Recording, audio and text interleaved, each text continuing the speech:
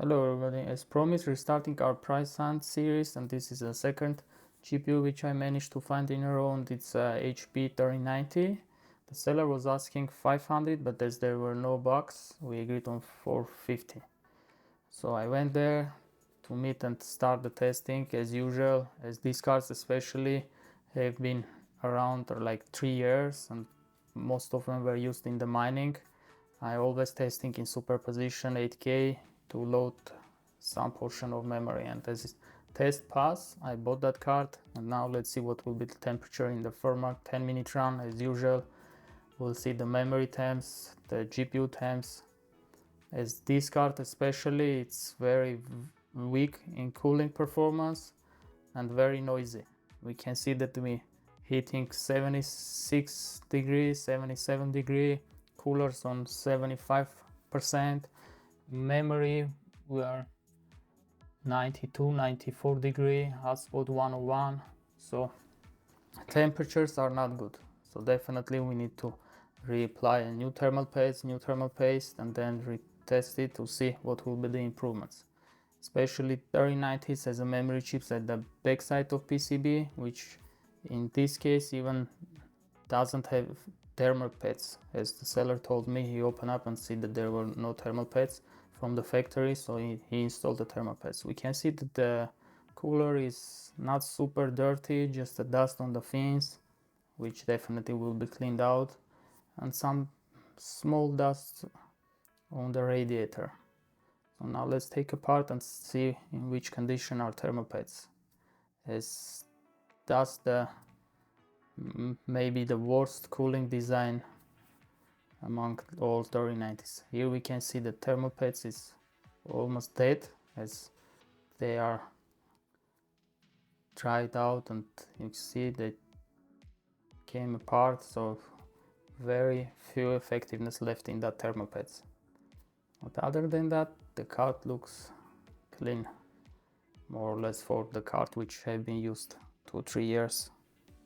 And from the seller words, he didn't do mining, just the gaming. We can see that he put the thermal paste between the metal plate and the heatsink to have better contact and better heat dissipation to lower the memory temps, but still the memory was going towards 100 degree, and in superposition they will exceed 100 degree for sure.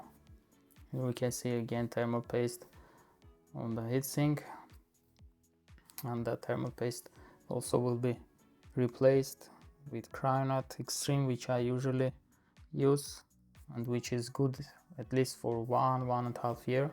Then you have to open and reapply.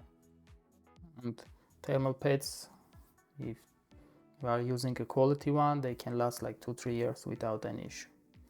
And again, the same story, the memory temperatures, they were so high that the thermal pads just dried out and they are coming into pieces. But the VRM memory pads was more or less okay.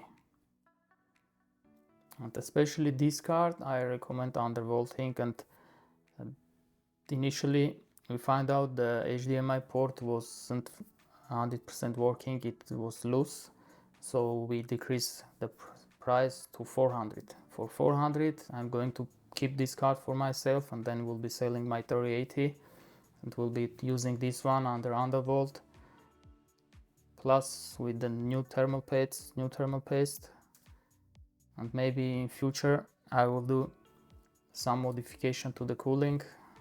Let's see what will be the initial, at least, noise level, which is for me number one factor in the choosing the cards and using the cards.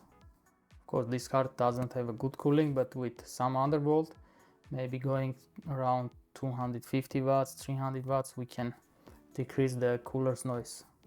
And if that won't be satisfactory, I'm going to mod the cooler, install some Noctio fan, maybe do the shroud mode.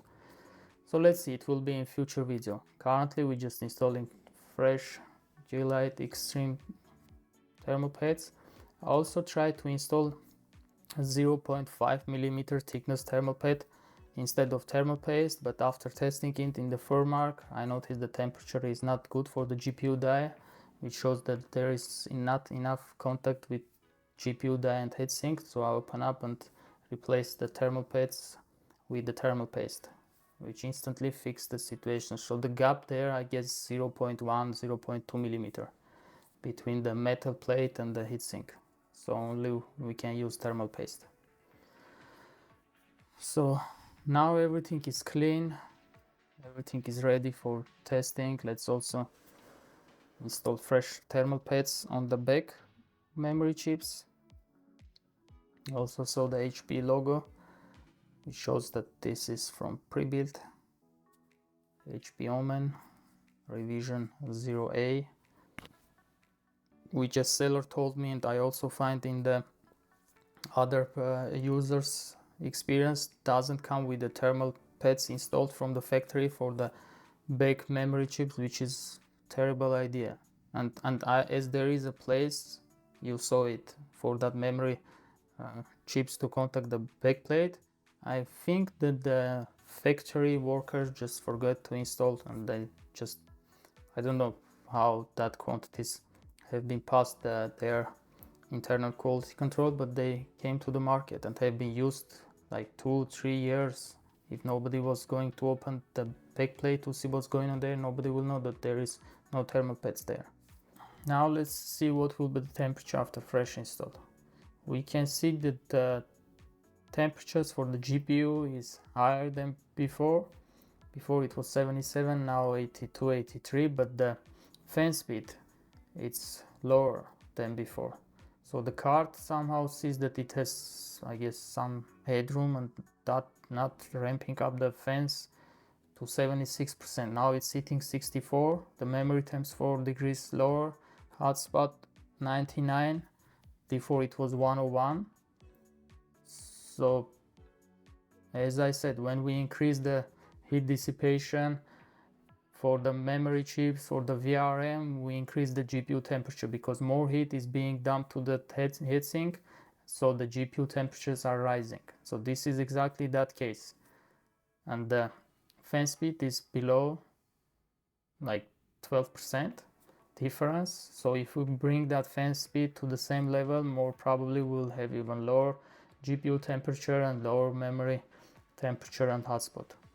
So as I said, the heatsink for this card is very bad, and as I'm going to use it in my personal rig, I'm going to do some modification and see how we can improve this situation even further. At least have like a very low noise level and very low temperatures, plus undervolting. So stay tuned for further videos to see what modification will be done to this card, and if you have similar card, then you can just copy my modification and have your card running very cool and quiet. Thank you, and see you in the next one.